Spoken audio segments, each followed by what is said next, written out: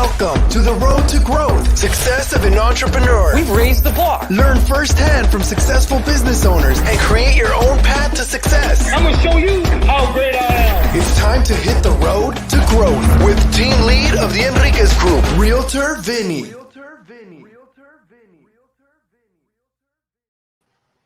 Hi, you Road to Growth listeners. Today I got Jimmy Burroughes. Now, if you're trying to watch us live, you might have realized we're a little bit behind. If you're listening to the audio, you would never be the wiser. So I just kind of gave you a scene behind the curtain right there. But technology happens. But again, as you know, anyone listening as an entrepreneur, push through, figure out a way. And in the end, technology can be our friend. Thank you, Jimmy, for being here.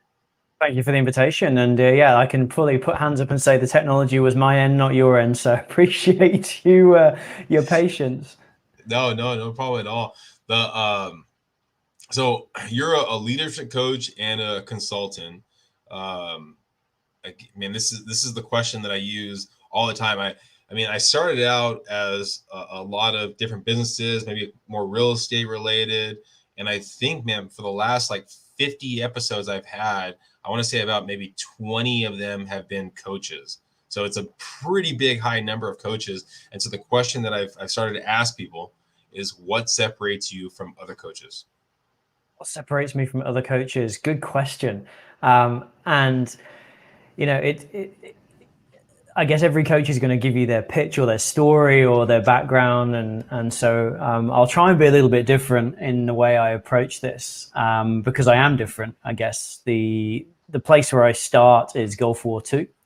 So my first job out of university was the Second Gulf War as a young 23-year-old rocking up in Iraq and being given responsibility for resupplying Basra and all of the British Army regiments that were located inside the city from day one. I literally flew from my training establishment over to Germany, walked around the kind of moth-eaten and cobweb-laden stores, picking up whatever I could, and then got myself out to Kuwait, and then we hitchhiked up from Kuwait to Basra. Why do I tell you that story? Well, I guess from the very first moment in my career, leadership has been a core principle that has featured both through going through the Royal Military Academy Sandhurst, which is our equivalent of West Point, through to leading soldiers on the ground in a war zone with very little preparation time. I say 2 days to get ready for that.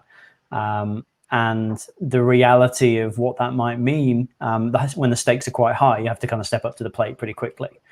So that I think has been something that stuck with me through my entire career, is that you need to sometimes knuckle down, dig deep, and rely on what you know and rely on your skills to get through.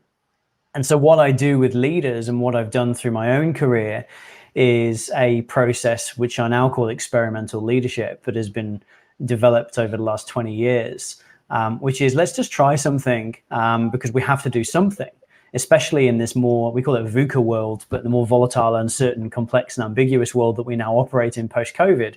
Even more so, it's like being in a war zone. It's chaos everywhere and everything's happening. You've got to do something.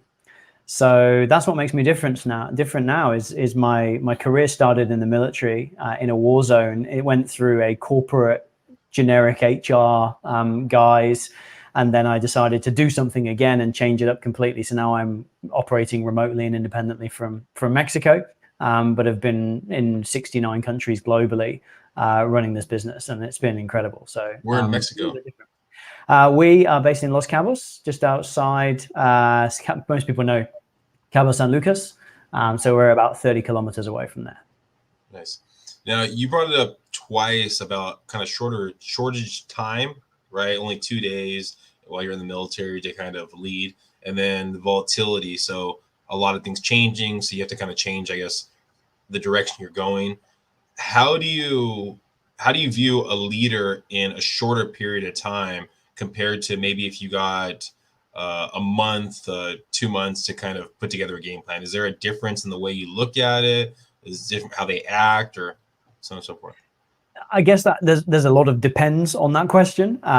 It depends what context you're in. So are you in a situation where they are under pressure or not under pressure? That makes people react differently. What have you got to try and achieve with them? Is it an assessment of their capability? Is it making a fundamental change? But one of the things that the military gives you, and subsequently sort of through doing senior leadership roles and MBAs and neuroscience qualifications and all the other things you kind of bolt on along the way, I've learned about people assessment, and I can assess somebody pretty quickly to get a measure of them. I'm normally about 80% of the time I'm right, which means I'm 20% of the time I'm really wrong, which is unfortunate. But normally you can get a good measure of somebody just by the way they communicate, by the way they hold themselves, by the way they act. And with some experience behind me to kind of make that assessment.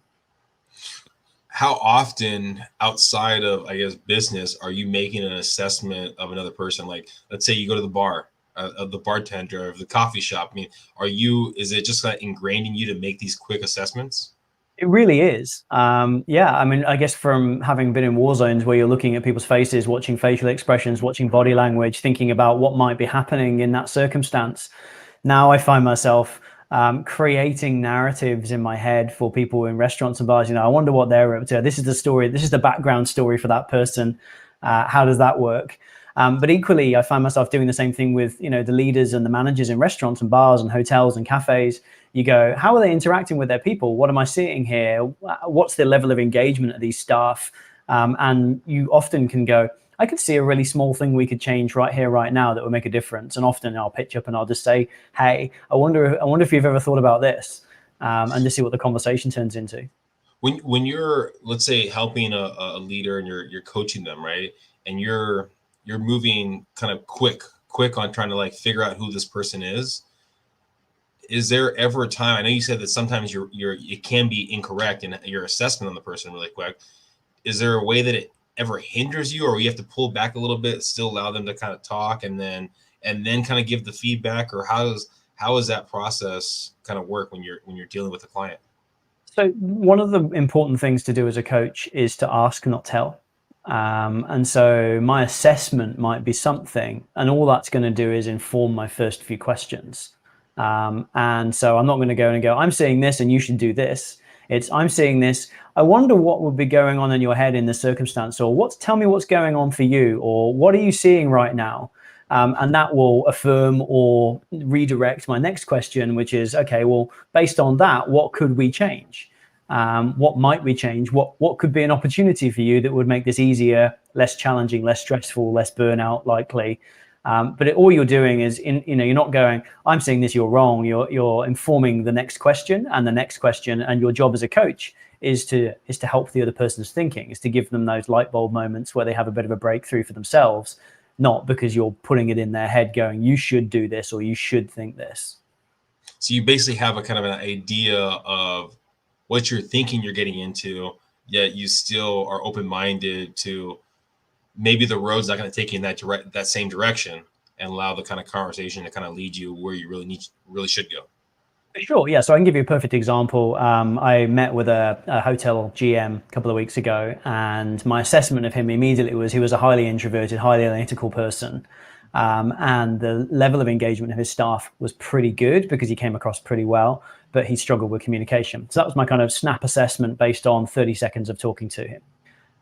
As the conversation went on and I asked more questions, actually, he was an imposter. So he had imposter syndrome. He really struggled with confidence. So he wasn't introverted. He was underconfident. He had high anxiety. His communication was good, but when he was under high stress, he struggled to get his message across. So as you dig a little bit deeper and as you find out a little bit more, that initial assessment is refined and becomes more detailed, and that allows you to have a better conversation. If you go in with presupposition, then you could potentially go down a track you don't want to go. And again, as a coach, you're not taking somebody where you want to go, you're taking them where they want to go and supporting them. Makes sense. Now let's go back to your journey. So you talked about that you went to West Point, and then West Point joined the military. So did you always have the mindset of being in the military as a young kid?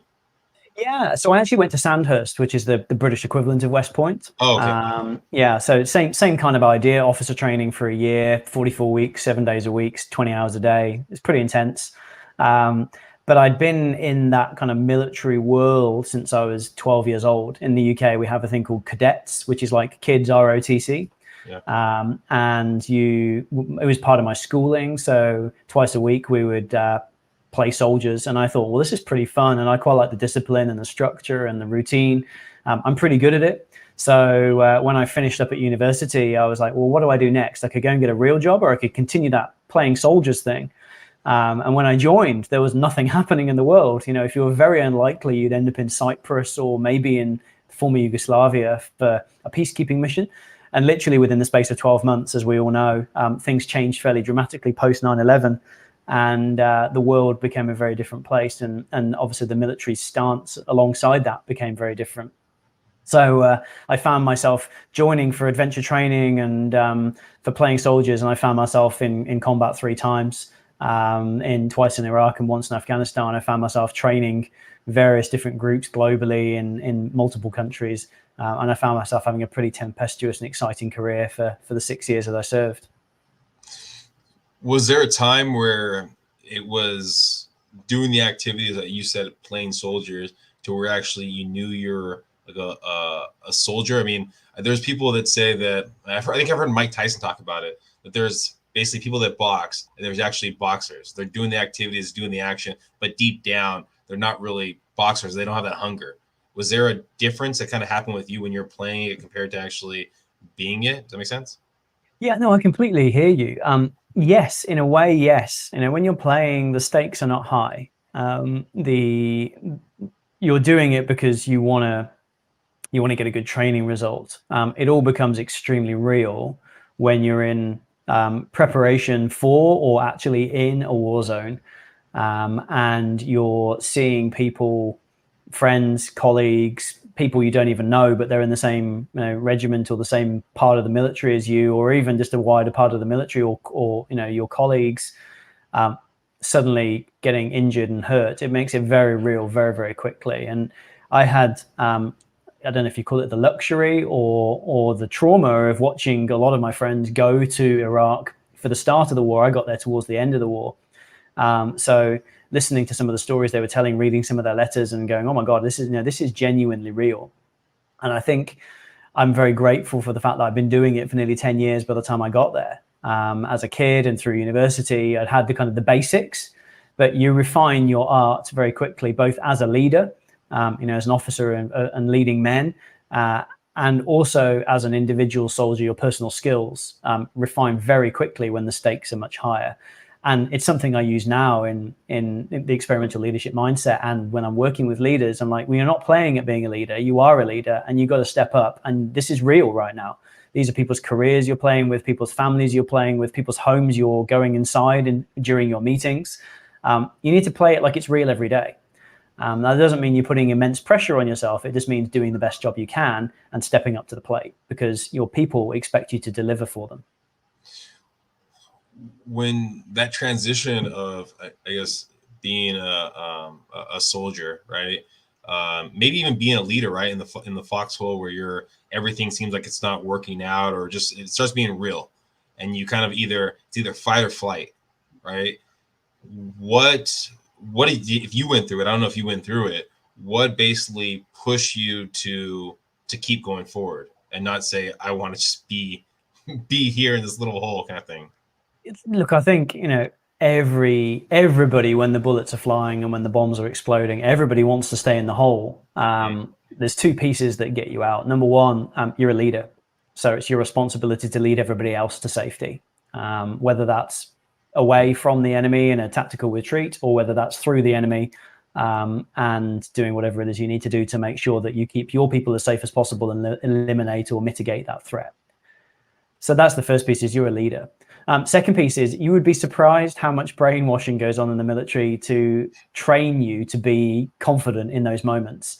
Whether it's desensitization of explosions and noise, whether it's training in terms of making almost autopilot what you do when things start going a little bit curly, then you almost find yourself looking back and go, it's almost like an out of body experience. And you find yourself looking at the situation and seeing yourself react. Your job is to lead. So you step up and you start leading, and you start paying attention to what's going on, doing a situational assessment, making choices on what you're seeing around you, assessing options, and then calling shots, and making sure that you do whatever you can do to keep the people who are working with you safe. And so you're leading, you're in the military. When did the transition of leaving the military kind of start to happen, or starting even thinking about the idea of leaving the military happen? So I ended up leaving just after an Afghanistan post. I felt like I'd done everything I was going to do in the military, and it was just going to be more of the same. And I got to that level of seniority where the jobs were less frontline and more operationally sort of headquarters based. So would have been behind the front lines and supporting and doing administration for a few years. So I thought, well, I've really enjoyed some of the qualifications I've picked up in the Army. Why don't I go and try those in another context? And I guess that belief from having been in the military that, well, I can give it a go and I can make it work, and something's going to happen, so I need to try it, So decided in 2007 to transition out of the military. We call it resettlement. Went through a whole heap of amazing resettlement education that the military provides for service leavers. So I ended up doing some project management and program management qualifications, and then gradually kind of wended my way through the HR consulting world into internal HR, mainly focused on leadership development. So taking the stuff I'd learned in the military and applying it with initially like warehouse managers, but then moving into more corporate leadership development, and that, over the next 15 years, refined my art as I went along the way, developing leadership development, talent development, and culture development programs. Now that transition of being in the HR and helping people kind of understand and train them, right? What was the difference, or one of the differences, from training a soldier in the way of kind of following you compared to a civilian to follow you? Yeah, that's a great question. And often I think people misconstrue military leadership as shooting and shouting. And when I came out of the military, I was quite surprised by how focused and disciplined many people were in the corporate world. They were trying their very best. They were doing everything they could do, but often there's resource limitations or constraints that they were struggling against. And so when you're working with a leader who is, not a military leader, but they've got a large leadership responsibility, they've also got other pressures. As an army officer, you don't have to worry about budgets. You don't have to worry about working hours in the day. You don't have to worry about health and safety. Was just starting to kind of become more of an emphasis, but it wasn't a serious thing. Psychological safety wasn't really a thing when I was in the military. It was just, hey, get on with it. A modern leader has to worry about all of those things. And so they're actually dealing with more moving parts, more levers pulling them in different directions. And so one of the things I had to, I guess, empathize with was, instead of just saying, suck it up, big fella, get on with it. Your job is to deliver, so go deliver. It's, okay, well, let's actually understand some of the things that are getting in the way from you. How could we reduce some of those things? How could we help you with some of those things? Okay, now we've kind of moved the noise out of the way. Can you go and do what it is you want to do as a leader? And as simple as something like, hey, we will build a training course for you. In the military, the training course is on this day. You turn up at this time and you do the training course. In the corporate world, you've got 15 meetings also booked that day, and somebody has a welfare crisis, and there's a emergency that comes up in the corporate part that you have to go and attend to. Oh, and there's a training course. So your job is in the training world and the leadership world is, how can we support you best to do leadership development when it suits you best, when you have time for it, when you have capacity, and when we're delivering as tightly and concisely to the needs you have. And that's where we've developed most of the programs that we run as a business, is they're short bite-sized chunks, rather than taking 2 or 3 days out of the office. It's more focused on, okay, can we do 45 minutes together when you can squeeze me in? And then you can take that straight away into your next meeting and apply that lesson, apply that insight, apply that idea to the rest of your working day. And then let's talk about it tomorrow and see how that went. And actually, we see that has a greater effect than, let's take you out of the office for 3 days, train you, then you go back with thousands of emails in your inbox, and you just haven't got time to absorb and incorporate all those ideas we shared with you because you're overflowing. So the chunks of ideas are more bite-sized of, hey, take care of this, work on this. When we reassess in a week or a day or whatever it is, we'll go over that and then we'll talk about the next idea. Exactly that. And that's the idea of an experiment, right? If you run 50 experiments at the same time, you're never quite sure which experiment made the difference. Whereas if you're running one at a time, focused on one specific thing, is it let's get our goals really landed? Is it let's get purpose on track? Is it change the way you communicate slightly? Is it have a feedback conversation? But if you try and do all of those things at once, you're probably going to do a bad job of all of them or an average job of all of them. Whereas if you're just focusing on the one thing for a week, and you get a couple of times to reiterate and try and reflect, then you're more likely to get an outcome. So we shrunk down the way we deliver the curriculums to people in terms of let's take one idea every time we get together. Let's really go hard on that idea for a little bit of time and build by 1% and then build by 1%. And what we see over a period of time is because obviously all these concepts are linked at a meta level, you start to see there's almost like the fishing net analogy that one thing catches and it starts to drag everything else along with it. So if you improve one thing, it improves lots of things at the same time, but you're doing it subconsciously for the leader. We've got a plan, but for the leader, it's one thing at a time so they can focus on one thing at a time. Well, you said that transition of understanding that took you a little time to kind of realize. Was there a frustration on your part because you were originally giving a whole meal instead of just an appetizer, a taste? Was there a frustration, or how did you work through that frustration? Yeah, I mean, I remember in my early days in the corporate world, spending 6 months creating a 3-day leadership program or a 7-day leadership program and sending out the invitations, and you get 30% of the number of applicants that you would hope for, and then on the day 5 people would turn up, and then you'd be really disappointed and wonder why. I very quickly learned that was not the way it was going to work. Probably within 6 months I'd worked that out one time, but initially I was like, but we've put all this effort in, and we've made all this time for you, and we've invited you, and you still haven't come. Just go and talk to your people in the business. And I think this is one of the things that when I work with senior HR people now who are in businesses, it's not about HR telling the business what to do. It's about HR understanding what the business needs and then delivering that. Now, how long were you in the corporate world for, in the HR department? How long were you there for? Probably 12 years in corporate HR in various different ways, working in recruitment functions, leadership development functions, learning and development functions, really getting a sort of broad base of understanding, and then stepped out in 2017 to start my own business. And how long before 2017 did you actually start thinking of the idea of starting your own business? I think inside I've always been a bit of an entrepreneur. Even when I was working in the corporate HR world, I was doing coaching for leaders. I didn't realize that it was coaching at the time. It was kind of initially getting together with friends and sharing some ideas, and then friends saying, hey, you should charge people for this. So then getting recommendations for friends of friends and charging them for a little bit of advice and some support.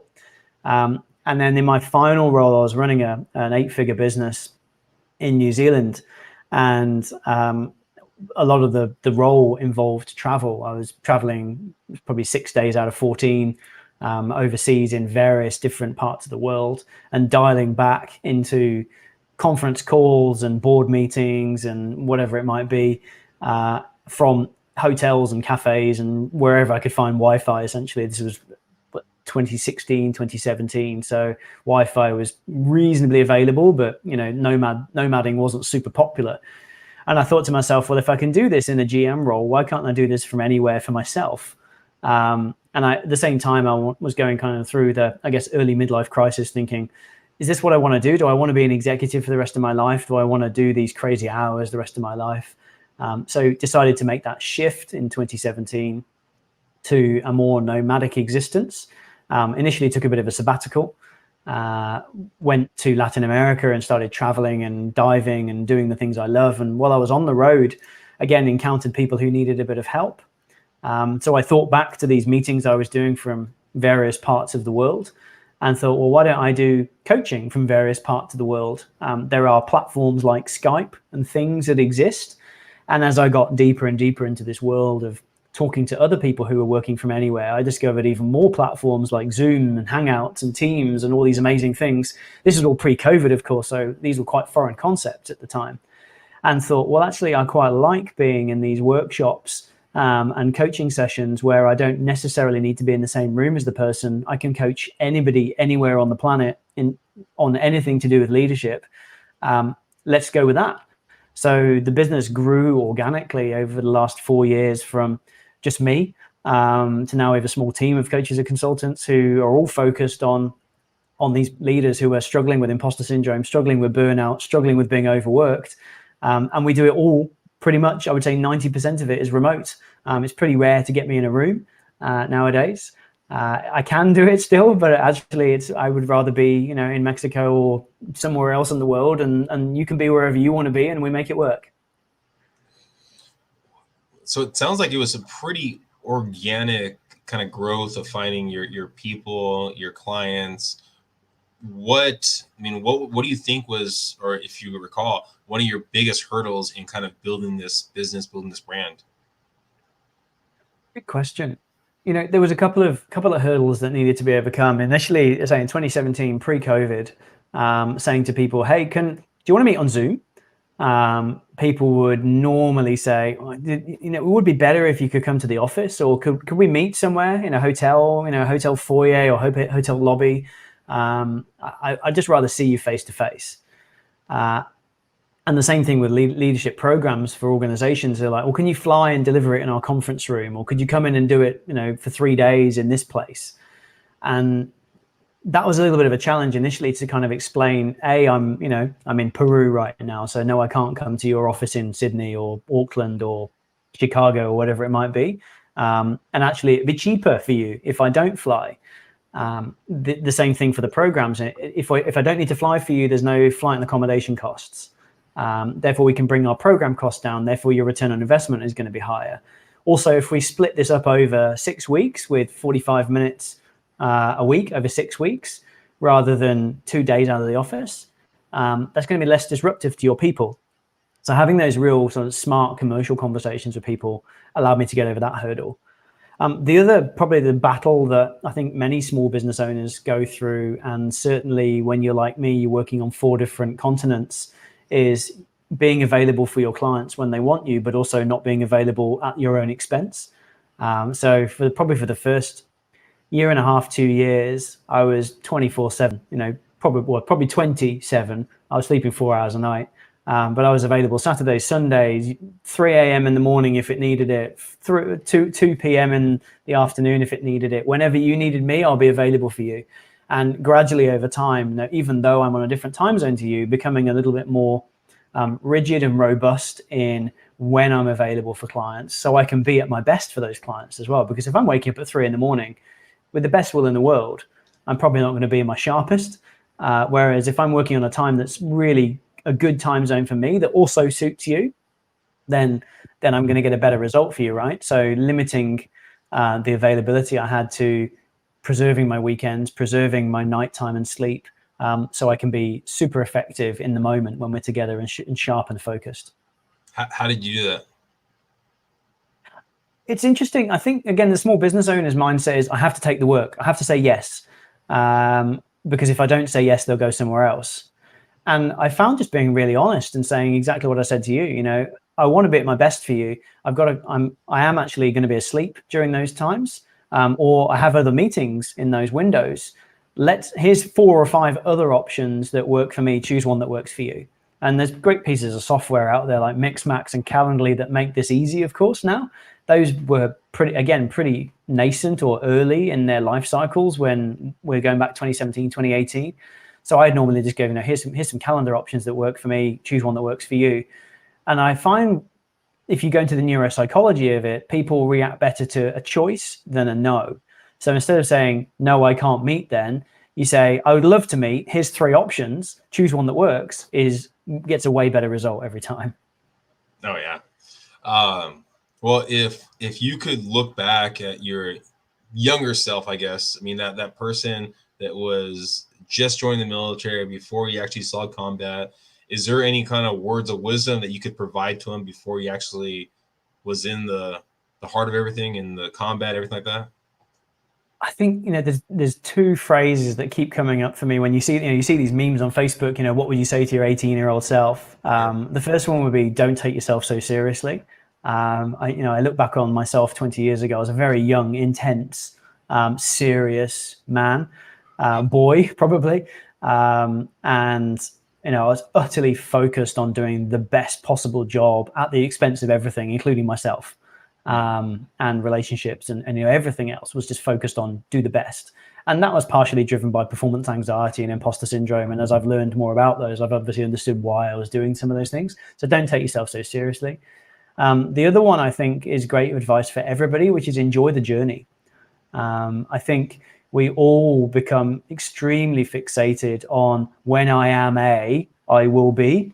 When I'm a CEO, then I'll be happy. When I am a GM, then I'll have enough money to do this and I'll be happy. And actually, they miss those moments of joy along the way that are worth celebrating. Whether it's that small win for you or for your team, whether it's that hitting that incremental milestone. And one of the things we do in the experimental mindset is we set milestones. So instead of going, when I'm a CEO, you go, actually, when I have my next piece of praise, or when I have a really great conversation with my team, or when I get some positive feedback. That's a milestone, right? Celebrate that moment and enjoy the moment that you're in, because it's the mindfulness, I guess, of that moment that you're in that generates the momentum to keep going. There's a cycle we use, which is called motivation, activation, satisfaction. And often to become motivated is quite a high threshold. But if you just do something small that gives you some satisfaction, it motivates you more. So if you're celebrating a win, you're in the satisfaction part of the satisfaction cycle, which motivates you. So celebrate a small win, it motivates you more, activates you more, satisfies you more, and you can hack the cycle like that.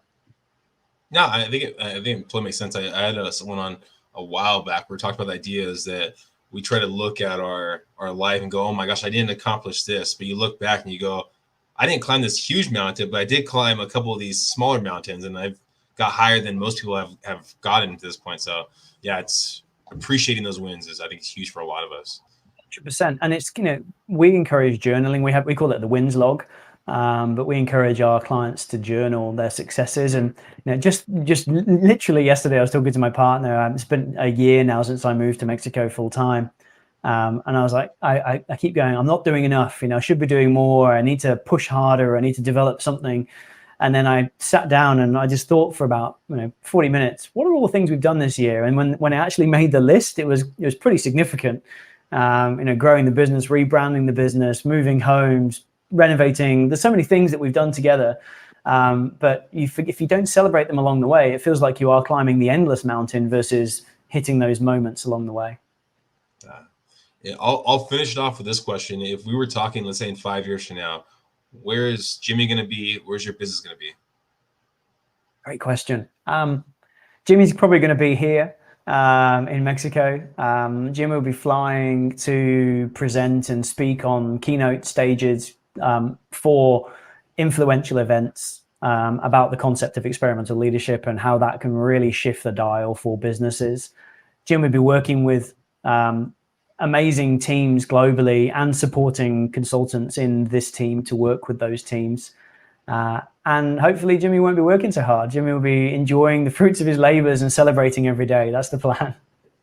No, I think it's great with everything being more online and having these virtual conversations. Like we're having a virtual conversation right here. It gives the ability to live wherever you want to live, yet still offer that great level of customer service wherever you might want to be. So no, I appreciate it. And thank you, Jimmy, for being here. Thank you for giving us such great insight into you, into the mindset of being a leader. Hopefully everyone listening got some great nuggets. Any last words you want to throw out there? No, I mean, thank you for the opportunity. It's probably the most important thing. And if anybody wants to reach out to me, you can find me on LinkedIn, Jimmy Burroughes, or on Instagram, Facebook, Jimmy B Leadership. Would love to connect and continue the conversation. Appreciate it. Yeah, everything's in there in the show notes here. So if you're watching this on YouTube, Twitch, any of those platforms, it'll be in the show notes. Same thing with iTunes, Google Play. And hopefully everyone listening got some great nuggets again. Please subscribe, please share, and tell your friends. Have a great one, everyone. Bye. Amazing.